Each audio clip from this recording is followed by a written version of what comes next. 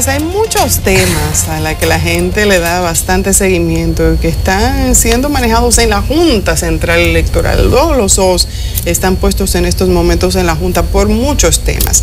Y tenemos para hablar de cada uno de ellos a José Ángel Aquino, juez de la Junta Central Electoral. Gracias por estar aquí. Buenos días, Elisa, Hugo, María Isabel, gracias por la invitación.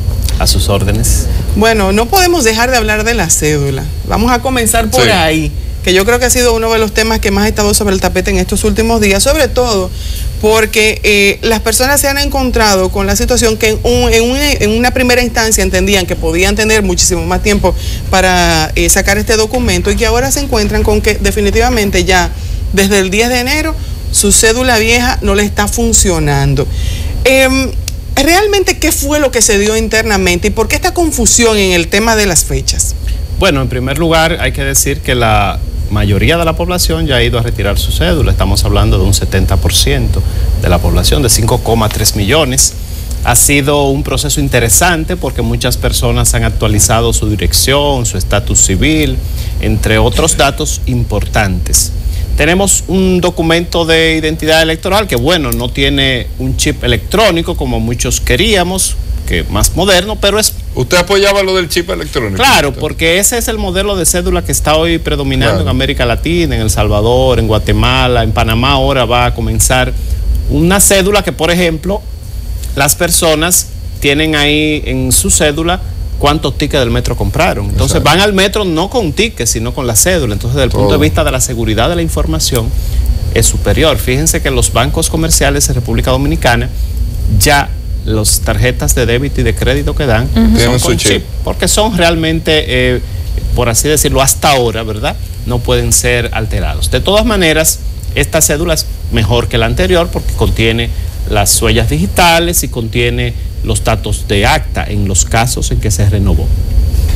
Desde luego, el tema del plazo, a nuestro modo de ver, creó esa confusión porque desde el principio lo que se dijo es que en 18 meses las personas podrían sacar su cédula. No se puso plazo de vencimiento de la vieja cédula al principio. No es como, por ejemplo, la DGI que dura 6 meses diciéndonos en tal fecha usted no puede sacar la placa. Sino que desde el principio lo que se dijo, en 18 meses sacamos la cédula. 18 meses termina en diciembre de este año. Y usted planteó que es el plazo natural porque el 15 de diciembre cierra el padrón electoral.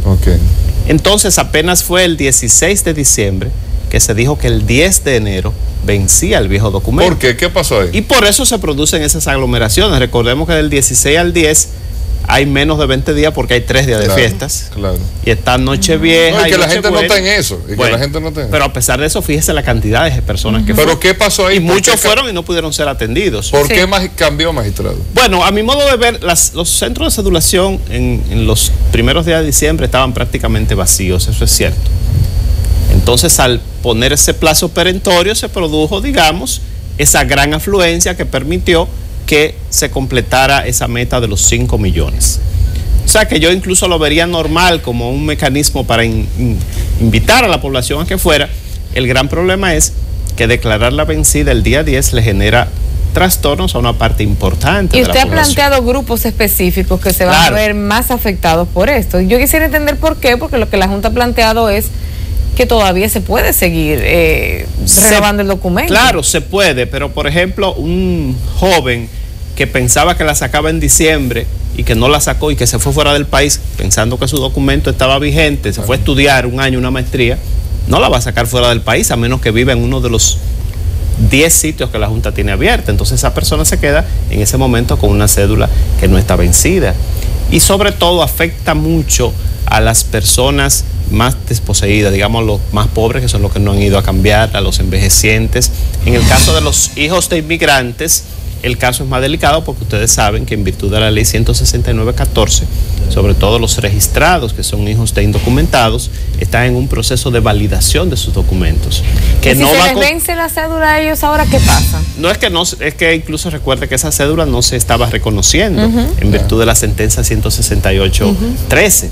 La ley 169/14 entonces abre un proceso para validar, pero ¿qué sucede? Que ese proceso no ha terminado, porque la Junta no ha terminado la auditoría que puso como precondición para entregarle su documento, o sea que esas personas ahora están en una situación de limbo. Bueno, pero limbo, magistrado, hasta un punto, porque para eso yo tengo un pasaporte, que el pasaporte también, ese es mi documento de identidad, si estoy fuera de la República Dominicana, inclusive aquí mismo en la República Dominicana, tú puedes hacer transacciones con tu cédula o pasaporte, que te avala en uno de los casos. Claro, lo que sucede es que en el caso de esas personas que acabamos de mencionar, la mayoría vinieron sin pasaportes, claro, o fueron personas que nacieron en el país y nunca sacaron pasaportes. En el caso de los dominicanos que viven ilegales en el exterior, por ejemplo, tenemos dos situaciones interesantes. El alcalde de New York, de Blasio, ahora le permite que todo el que vaya con un documento de su país que esté vigente pueda adquirir una documentación que le permite estar en Nueva York, en el estado de Nueva York. Algo similar sucedió en Puerto Rico. Entonces, los dominicanos que están en esa circunstancia tienen pues esas dificultades. Necesitan renovar la cédula. O por ejemplo los reclusos. Tenemos 25 o 30 mil reclusos que no han renovado su cédula. Vamos entonces a negarle los servicios de justicia a esos reclusos porque no tienen un documento válido que les identifique. ¿Qué pasa? Por ejemplo, hay personas que han ido a solicitar certificado de no delincuencia y le han dicho no, ven con la vieja cédula, con la nueva cédula. Vamos a hacer eso mismo con los reclusos. Yo creo que de todas maneras la mayor parte de la sociedad ha reaccionado con sensatez y en el caso de los bancos comerciales se ha abierto un proceso en el cual se está aceptando la cédula anterior. SENASA, las ARS han dicho claramente los derechos fundamentales no pueden ser negados porque usted no tenga la nueva cédula. De todos modos, mi exhortación a las personas es que saquen la nueva cédula. Yo creo que hasta que los partidos políticos no se integren, no vamos a poder concluir este proceso. En el país, por ejemplo, en el Distrito Nacional, en la Altagracia, en La Vega, son los sitios en que estamos todavía por debajo de un 70%, pero en el exterior hay sitios en que estamos en un 15%. O sea que tiene que haber también un esfuerzo mayor en el exterior con el agravante de que todavía no se han abierto los centros en muchos lugares. Maestra, usted hablaba del proceso de naturalización especial al que se han sometido ya, bueno, miles de personas. No sé, no tengo el número exacto en mente, usted me dirá.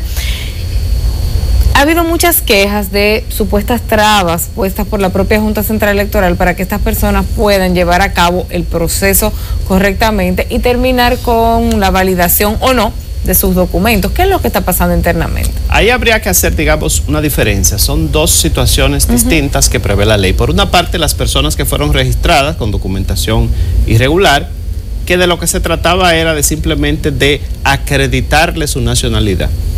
En ese caso, el planteamiento nuestro fue de que fuera un procedimiento expreso, porque esa era la intención de la ley. Incluso el Tribunal Constitucional, en una sentencia que no se ha comentado mucho, me parece que es la 304-2014, declara que esa ley 169-14 es conforme a la Constitución y dispone que la Junta Central Electoral entregue sin ningún trámite adicional la documentación a estas personas. Entonces, en ese caso, el proceso se ha hecho muy lento porque el Pleno decidió que antes de entregarle la documentación habría que terminar la auditoría. Y la auditoría no ha terminado. ¿Por qué? Se prevé, es un proceso largo, complejo. La última información que se nos dijo que aparentemente en el mes de marzo, abril podría terminar. Claro. Pero se habló hasta de 2 años, después de que ya se había hecho una revisión rápida de los libros. Pero la verdad es que todavía no hay una seguridad de cuándo termine. En cuanto al otro grupo, que son las personas que no estaban declaradas, ya recuerden que esa parte la maneja sobre todo la Dirección General, el Ministerio de Interior y Policía, y después que el Ministerio de Interior y Policía evalúe los expedientes, concluye incluso ahora el plazo, si mal no recuerdo, el 1 de febrero, pues entonces ya tramitaría esos casos a la Junta Central Electoral. ¿Pero esos casos llegan en paquete a la Junta o van llegando? Todavía no ha concluido. Van a llegar al final todos, no van llegando de manera paulatina. ¿Cuántos está llevando la Junta en este momento? O sea, ¿cuántos casos han llegado de esos que se están revisando todavía en esa auditoría? Los del Ministerio, de la auditoría. Se han conocido en menos de 1000 casos. Usted había hecho un sondeo inicial en el que planteaba un monto que fue debatido y que luego terminó cuadrando bastante con aquella encuesta nacional de migrantes que se hizo. Estábamos hablando de que tampoco era una masa de personas que iban a obtener la validación de su documento. Creo que no llegaban ni a 25,000.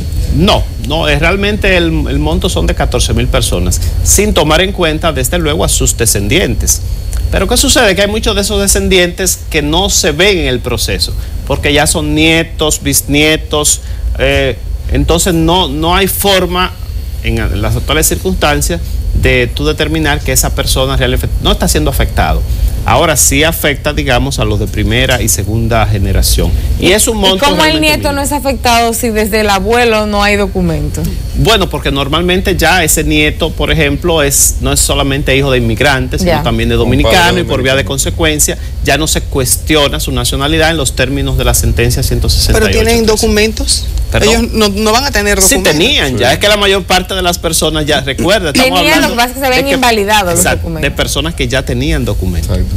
Y muchos de esos no se ven invalidados, era solo una parte. Magistrado, entrando de nuevo con el tema de la cédula y con este proceso, y usted mencionaba el tema de los partidos, estamos un año preelectoral, ¿qué puede afectar esto a las elecciones del año que viene? Esta falta, vamos a decir, de interés o esta cantidad de gente que de una manera u otra, usted citó, por ejemplo, aquí en la capital, uno de los puntos electorales más importantes donde la gente está por debajo del 70% en sacar el documento. ¿Puede afectar esto? Bueno, los partidos han estado reclamando precisamente que se amplíe el plazo de validez de la antigua cédula. Y claro, todos los partidos van a decir, bueno, ese que no se inscribió es de mi partido, porque sabemos que siempre hay esa intención de que los partidos proteger a los ciudadanos, por así decirlo. Yo creo que hay una parte de las personas que no se han presentado, que son personas que viven fuera del país, una parte mínima desde luego, y otras personas que incluso han fallecido, porque recuerden que el proceso de depuración del padrón en cuanto a los fallecidos es muy complejo, porque no se produce de manera automática cuando se hace el acta de defunción, sino que tiene que ir la propia persona. Por eso es que tenemos que irnos a algo electrónico al final. Claro, y sobre todo la conexión entre los diferentes documentos de las personas, entre su acta de nacimiento, las actas de sus hijos, su acta de matrimonio, su acta de defunción, que eso permita que, digamos, tener un árbol genealógico permanente de las personas. Pero no va a afectar entonces. Bueno, los partidos alegan que sí. Por ejemplo, si en el exterior nos mantenemos con la baja inscripción que hay hasta ahora, teníamos más de 350,000 personas inscritas en el proceso pasado. ¿Y cuántos votaron? Votó la mitad, más o menos, un 45%. Okay. Pero ahora, si por ejemplo, que es un monto alto para el exterior, significativo, recuerden que las personas en el exterior están ya sujetos a otras dinámicas e intereses. Sin embargo, si nosotros no logramos por lo menos llegar a ese padrón que conseguimos hace 4 años, para las elecciones del 2012, pues vamos a tener una situación similar, o sea, vamos a decir, retrocedimos porque no llegamos a alcanzar la meta que ya teníamos en el 2012. Debemos hacer una pausa, pero al regreso yo quisiera que me hablara del padrón en sí. ¿Será más confiable en medio de todo este proceso de cedulación que tenemos ahora mismo los dominicanos? Vamos a la pausa y ya volvemos.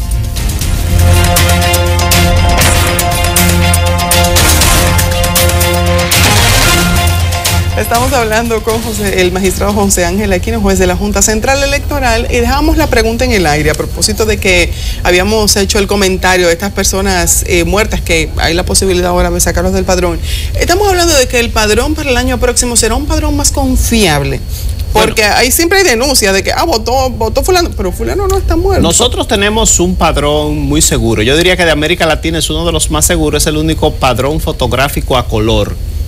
Usted va a otros países, por ejemplo a Colombia, por mencionar un país, y en el padrón solamente están los números de cédula de las personas, no hay ni siquiera foto. Ese padrón se ha trabajado desde el año 1998 y se ha ido mejorando con el tiempo. Desde luego, la introducción de la nueva cédula de identidad electoral permite que haya un control, si finalmente logra establecerse, un control de la huella dactilar al momento de la gente ingresar al recinto, o sea que desde ese punto de vista le añade seguridad al proceso. A ver que vender el dedo ya, ¿no? Entonces no el carné. Bueno, a falta de una ley de partido, yo creo que esa es la única manera. Diga el dedo. Hasta, Sí, hasta cierto punto el entintado es algo que ha ido en desuso en la mayoría de los países de América Latina. Magistrado, el tema para las elecciones, y cuando empezábamos la entrevista, una elección es bastante compleja, porque no solamente presidente y vicepresidente de la República, sino senadores, diputados, alcaldes, regidores, o sea, todo se va a estar eligiendo. Directores de distritos electorales. Todo esto se va a estar eligiendo en este próximo año que viene. ¿Qué va a cambiar del proceso en cuanto a la Junta? ¿Se va a poder implementar algún tipo, o en algunos casos el voto electrónico todo va a ser con boleta? ¿Qué va a cambiar? Bueno, en primer lugar quisiera decirle que nosotros entramos en esta semana, una semana importante, porque vamos a definir en el Pleno de la Junta Central Electoral el cronograma electoral. Es un cronograma que incluye los plazos legales y los plazos administrativos. En cuanto a los plazos administrativos, yo les diría que hay 6 plazos troncales del proceso. El primero, un año antes de las elecciones, se cierra la posibilidad de la creación de nuevas demarcaciones. Eso es importante porque a partir de ahí quiere decir que no hay ya más puestos a crearse. Eso es el mes que viene. A la gente de Por Santiago. ejemplo, la semana pasada, no, un año antes de las elecciones, el 15 de mayo sería. Bueno, pero las elecciones municipales son en febrero. Ese es un error que tienen muchas personas. La Constitución establece ese modelo, pero a partir de 2020. Entonces, perdón. En 2016 tenemos elecciones simultáneas el 15 de mayo de todos los niveles. Mismo día, todas las... El mismo día. Pero más fácil. Bueno. Sí. Primer plazo clave, 16 de mayo. En logística, magistrado. Así es, 15 de mayo el primer plazo. Segundo plazo importante, 120 días antes, 8 meses antes de las elecciones, que es el plazo para la recepción de propuestas de nuevos partidos políticos. Cierra en septiembre. El tercer plazo, ya lo mencionábamos, el 120 días antes de las elecciones, el 15 de diciembre. El padrón. Que es el cierre del padrón. Luego, a más tardar 90 días antes del proceso electoral, la proclama electoral, que es ya la convocatoria a elecciones. 75 días antes de las elecciones, el plazo de las alianzas, y 60 días antes de las elecciones, el plazo para el depósito de las candidaturas. Aparte del PRM, que ha sido como el más, en términos de opinión pública, notable en términos de su creación, ¿ha habido otras organizaciones políticas que se han creado en los últimos tiempos con miras a estas elecciones? Bueno, hay más de 10 partidos políticos que están siendo actualmente sujetos a un proceso de revisión, porque son asociaciones políticas en formación y tienen la intención de constituirse como partidos y participar en el próximo proceso electoral. ¿Completó el PRM su documentación? En el caso del PRM fue distinto, porque no fue un nuevo partido político que se creó, sino que fue un cambio de nombre y de identidad de parte de lo que se llamaba la Alianza Social Dominicana. ¿Pero está listo para participar? Porque tenía que faltaba todavía ya se dictó algo. Esa resolución.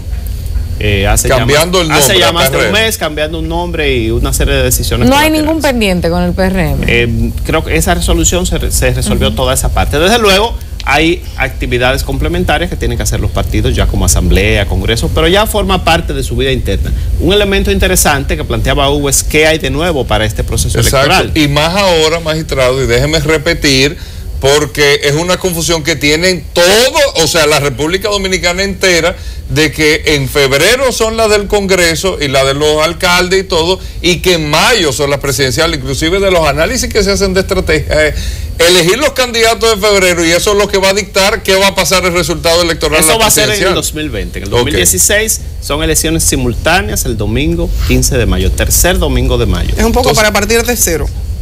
Bueno, esa fue una decisión que estableció la Constitución, y nosotros como Junta Central Electoral lo que hacemos es que la ¿Cómo va a ser ese proceso? ¿Tantas boletas? ¿Qué es lo que va a pasar ahí ese domingo? Hay una ley que le añade una boleta adicional. Hasta ahora los distritos electorales se habían electo en la boleta del municipio.